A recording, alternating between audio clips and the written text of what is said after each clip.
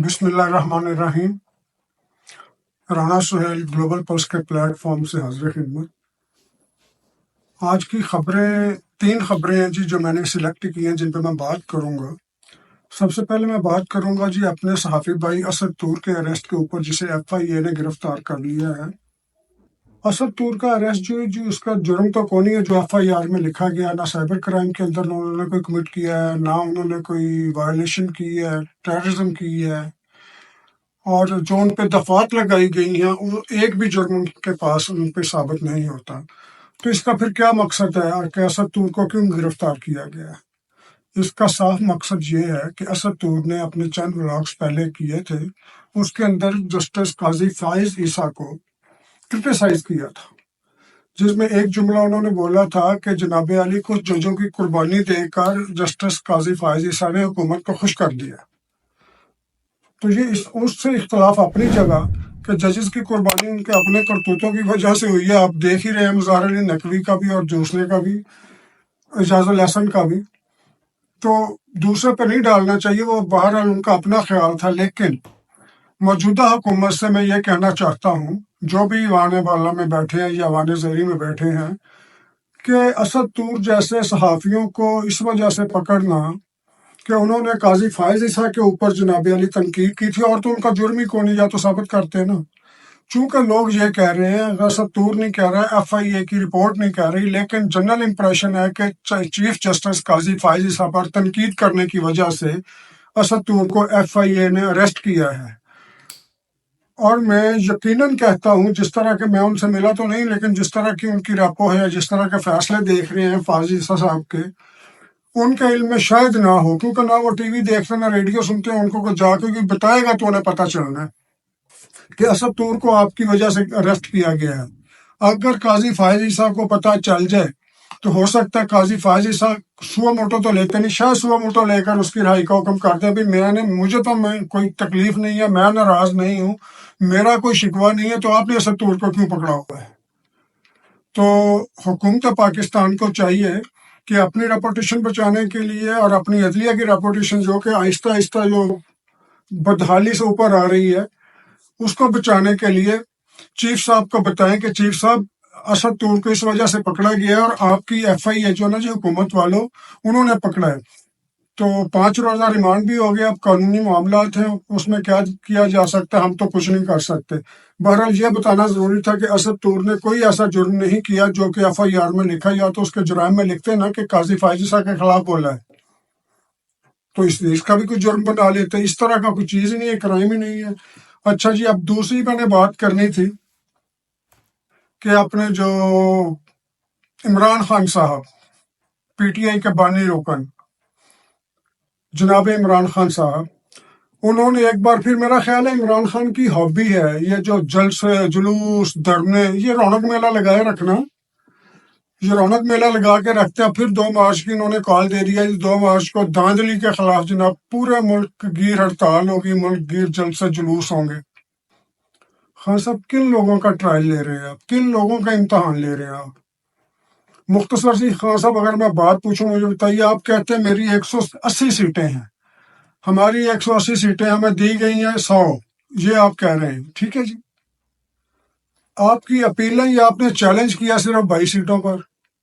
اگر 100 کے ساتھ وہ بھی ملا لیں تو 122 بنتی ہیں خان صاحب، تو باقی جو 60 سیٹیں ہیں وہ کدھر ہیں؟ کوئی اپنی کیلکولیشن، گنتی، حساب شمار یہ کچھ صحیح کر لیا کریں۔ کہہ رہے ہیں جی ہماری 100 سیٹ تو ہماری ہے، ہماری 180 سیٹیں تھیں، اور چیلنج کیا آپ نے ٹوٹل 22 سیٹوں کو۔ ہم یہ مانتے ہیں کہ دھاندلی ہوئی ہے، جہاں پر آپ کر سکے تھے آپ نے کی ہے، جہاں پر آپ کے خلاف ہو سکتی تھی وہاں آپ کے خلاف ہوئی ہے۔ اس بات کو بالکل مانتے ہیں کہ جناب دھاندلی ہوئی ہے، کراچی میں بھی ہوئی ہے، آپ کے ہاں بھی ہوئی ہے، جہاں پہ آپ کا زور چلا آپ نے چلایا، جہاں پر MPM کا زور چلا اس نے چلایا، جہاں پر نون لیگ کا چلا اس نے چلایا۔ تو یہ آرگنائز نہیں تھی دھاندلی خان صاحب، لیکن آپ کو شوق ہے، چونکہ یہ رونق میلہ لگانے کا، جیسے میں نے پہلے کہا، آپ نے کال دے دی ہے، تو پہلی کال پہ کتنے لوگ نکلے تھے؟ کیوں لوگوں کو بیچاروں کو آپ چاہتے ہیں؟ دراصل پتہ کیا چاہتے ہیں کہ جو نئی حکومت آئی ہے نا، آتے ہی یہ لاٹھی گولی کی سرکار نہیں چلے گی، نہیں چلے گی، یہ نعرے سننے چاہتے ہیں آپ۔ آپ چاہتے ہیں کہ لوگ نکلیں، ہجوم باہر نکلے، کوئی توڑ پھوڑ کریں اور ان پہ لاٹھی چارج ہو، لاٹھی چارج کرنے والا پہ پتھراؤ ہو، اور پھر وہاں پہ نعرے لگے لاٹھی گولی کی سرکار نہیں چلے گی، نہیں چلے گی۔ تو خان صاحب خدا کے لیے ملک کے ماحول کو اس طرح مقدر نہ کیجیے۔ ہمارے ملک کے پاس بچا ہی کیا ہے؟ کیا بچا ہے ہمارے ملک کے پاس؟ آپ تو سیاست دان ہیں نا، اب آپ اس کے ترلے کر رہے ہیں آسم باجوہ کے، کبھی آپ وہ مولوی جس کو آپ ڈیزل کہتے تھے اس کے ترلے کر رہے ہیں، کبھی پیپلز پارٹی کے ساتھ آپ کی پنگیں بڑھ رہی ہیں، تو لوگوں بیچاروں کو کیوں مروا رہے ہیں؟ خان صاحب ہمیں پتہ ہے کہ آپ کو بھی بچانے والے بہت ہیں، ان کو بھی بچانے والے بہت ہیں، لیکن جو مزدور طبقہ آپ کے پیچھے لگا، نوجوان طبقہ لگا، ناسمجھ طبقہ آپ کے پیچھے لگا ہوا ہے، بے شک وہ اپنے جذبات میں لگا، ان بیچاروں کا کیوں ٹرائل لیتے ہیں کہ سڑکوں پر آئیں اور آ کے مذمت کریں؟ آپ تو 8 کمروں کی جیل میں بیٹھے نا، 8 کمروں کا کھلا کمرہ،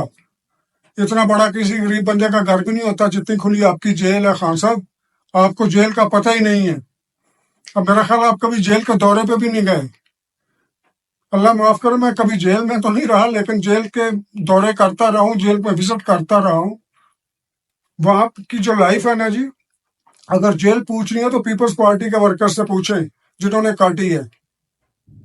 آپ تو بادشاہ بندے، آپ کو تو شام والی وہاں پہ دیسی کوکر، دیسی جناب ادھر صوفے لگے ہوئے ہیں، ادھر آپ کے اے سی لگے ہوئے ہیں، ادھر جناب علی آپ کی ایکسرسائز سائیکلز رکھی ہوئی ہیں۔ تو یہ مجھے اعتراض نہیں کہ کیوں ہے، لیکن آپ خود آسانی میں ہیں، اور میں سمجھتا ہوں آپ محفوظ جگہ پہ بیٹھے ہوئے ہیں، لوگوں کو سڑکوں پہ نکال رہے ہیں آپ۔ چلیے چھوڑیے اس بات کو بھی خان صاحب، بس تھوڑا سا عوام کا بھی خیال کریں۔ اچھا جی، اگلی جو بات ہے جی، وہ ذوالفقار علی بھٹو کیس کی پروسیڈنگ چل رہی ہے جی، وہ ٹرائل چل رہا ہے جو آج سے 11 سال پہلے دیا تھا، جمع کروایا تھا، صدر نے ریفرنس کروایا تھا کہ بھٹو کے ٹرائل ری ٹرائل کیا جائے، وہ جو ججمنٹ ہے اس پہ دیا جائے۔ آپ نے بھی یقیناً ٹی وی پہ سنی، اگر آپ کو شوق ہے تو، اگر نہیں تو میں چند سیدھا پوائنٹ آپ کو بتاتا ہوں، کیونکہ سپریم کورٹ کے اندر جناب یہ جب چیلنج ہوا تو سپریم کورٹ نے امائکس کورائی کے طور پر، یعنی کہ کورٹ کی معاونت کے لیے، ہمارے سپریم کورٹ کے سابق جج ہیں منظور ملک، جو کہ کرمنل پروسیڈنگز کے اندر بڑی شہرت رکھتے ہیں، اور جب وہ ہائی کورٹ کے جج تھے یا سپریم کورٹ کے جج تھے تو موسٹلی ان کے پاس کرمنل کیسز لگا کرتے تھے۔ تو آج جو منظور ملک کی پروسیڈنگز ہیں جی، وہ سننے سے تعلق رکھتی ہیں، وہ فیکٹس انہوں نے بتائے ہیں، وہ کمیاں نالائکیاں بتائی ہیں جو بھٹو کیس کو سزا دیتے وقت ججز نے کی ہیں، ججز سپریم کورٹ کے ججز نے کی ہیں، وہ نالائکیاں انہوں نے وہ بتائی ہیں۔ لیکن افسوس کی بات ہے کہ یہ پیپلز پارٹی والے، یہ جیالے، یہ متوالے، انہوں نے آج تک اس چیز کو بھی نہیں ہائی لائٹ کر سکے۔ انہیں صرف ایک پوائنٹ کا پتہ ہے جی، بھٹو کا ڈائریکٹ ٹرائل چلا گیا جی ہائی کورٹ میں، صرف ایک چیز کا پتہ ہے کہ بھٹو کا ڈائریکٹ ٹرائل ہائی کورٹ میں چلا گیا، ہائی کورٹ ٹرائل نہیں کرتی، وہ تو اپیل سنا کرتی ہے، ٹھیک ہے، انہیں صرف اس بات کا پتہ ہے، اور یہ لوگوں کو سچ بھی نہیں بتا سکتے کہ ہمارے ساتھ ہوا کیا، ہمارے لیڈر کے ساتھ ہوا کیا۔ منظور ملک صاحب کی پروسیڈنگ سنیں۔ منظور ملک صاحب نے بتایا کہ جب یہ کیس ہوا ہے رضا قصوری والا، رضا قصوری کہہ رہا ہوں، محمد قصوری والا، ان کا مرڈر کیس پہلے جاتا ہے مجسٹریٹ کے پاس، مجسٹریٹ نے جناب علی وہ کر کے تو فائل کلوز کر دی۔ فرض کریں 10 تاریخ کو مجسٹریٹ کے پاس جاتا ہے، فائل گئی ہے اس کے پاس، 10 تاریخ ہی کو مجسٹریٹ سے فائل سیشن جج کے پاس چلے جاتی ہے، سیشن جج بنا دیکھے اس پہ سزائے موت سنا دیتا ہے۔ اور سزائے موت کا یہ طریقہ ہوتا ہے کہ جب سزائے موت سنائی جاتی ہے تو آگے ہائی کورٹ میں 2 ججز کے پاس جانی ہوتی ہے، سیشن کورٹ میں فائل جاتی ہے، اس سے پہلے کہ وہ ججمنٹ سائن ہو یا اس پہ کچھ ہو، وہ ہائی کورٹ منگوا لیتی ہے اپنے پاس۔ مجسٹریٹ سے غیر قانونی طور پر گئی سیشن جج کے پاس، سیشن جج سے غیر قانونی طور پر گئی ہائی کورٹ میں، ہائی کورٹ کے اندر وہ مولوی مشتاق چیف جسٹس بیٹھا ہوا تھا، انہوں نے 5 رکنی بینچ بنایا، اور ہائی کورٹ کے اندر اگلے دن جناب علی وہ کیس لگ گیا، ٹرائل شروع ہو گیا۔ وہ کبھی دنیا میں ایسا نہیں ہوا، دنیا میں ایسا نہیں ہوا کہ سب سے ایک مجسٹریٹ کی اتھارٹی بھی اس کو استعمال نہیں کرنے دی، ایک سیشن جج کی اتھارٹی اس کو استعمال نہیں کرنے دی، اور 5 ججز بیٹھ گئے، اور 5 ججز نے بیٹھ کے جس طرح کے وہ ججز ان کا بھی آپ کر لیں گوگل کس کس کے ذاتی وہ اختلافات تھے،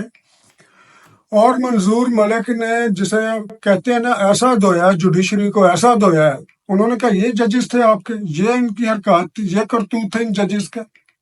دنیا میں منہ دکھانے کے قابل نہیں چھوڑا آپ نے پاکستان کو۔ تو اس پروسیڈنگ کے اندر بلاول بھٹو بھی بیٹھے تھے، دوسرے لوگ بھی بیٹھے تھے، اور رضا قصوری صاحب کے بیٹے احمد رضا قصوری بھی بیٹھے تھے۔ وہاں یہ بات منظر عام پر آئی، انہوں نے کہا جی ان کے تو اپنے گریوینسز تھے۔ منظور ملک صاحب نے کہا کہ ان کے تو اپنے گریوینسز تھے، انہوں نے کبھی کسی کو بتایا کہ بھٹو سے انہوں نے ایم این اے کا ٹکٹ مانگا تھا اور بھٹو نے انکار کر دیا تھا؟ پوچھیں، کھڑے ہیں۔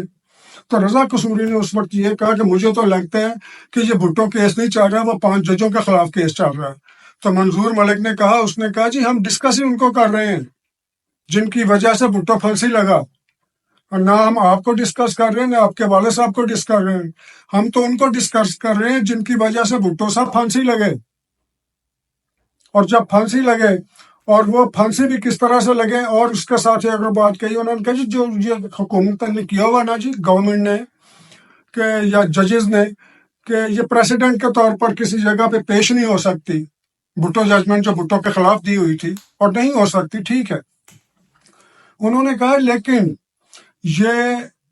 وکالت پڑھنے والے، لا پڑھنے والے اسٹوڈنٹس کو لازمی پڑھائی جائے، یہ کیس لازمی پڑھایا جائے کہ مس کیریج آف جسٹس کیسے ہوتا ہے۔ انہوں نے یہ ورڈ بولے، مس کیریج آف جسٹس کیسے ہوتا ہے۔ انہوں نے کہا جی وہاں پر تو پریزیڈنٹ نہیں یہ پیش کی جاتی، لیکن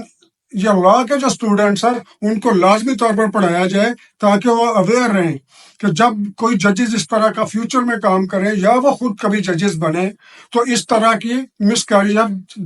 جسٹس نہ ہونے پائے۔ انہوں نے کہا جی اس ملک کا نہیں، اس کے